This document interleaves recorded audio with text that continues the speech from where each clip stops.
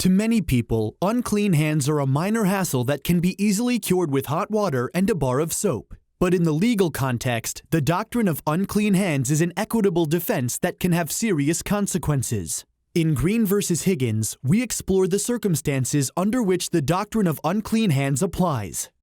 Damon and Cleo Higgins, whom we'll collectively refer to as Higgins, sold a parcel of land to Robert Brown. Higgins also owned an adjoining parcel of property. Higgins agreed to give Brown the right of first refusal on the adjoining parcel if he decided to sell it in the future.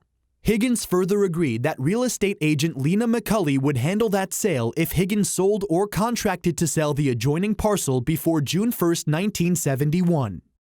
In April of 1971, Higgins contracted to sell the adjoining parcel to Philip and Barbara Green, whom we'll collectively refer to as Green, for $30,000. To avoid paying McCulley a commission on the sale, the parties postdated their agreement for June 2, 1971. Higgins and Green also decided to provide Brown with a fake contract purporting to sell the property to one of Green's companies for $40,000.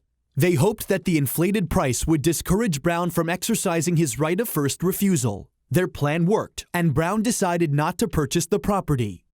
Thereafter, Higgins told Green that he didn't want to sell the property. Green sued Higgins in Kansas State Court and sought specific performance. Higgins counterclaimed for damages and quiet title. He also moved to dismiss, arguing that Green had participated in a scheme to perpetrate a fraud on McCulley and Brown. Therefore, Higgins reasoned that Green was barred from seeking equitable relief pursuant to the doctrine of unclean hands.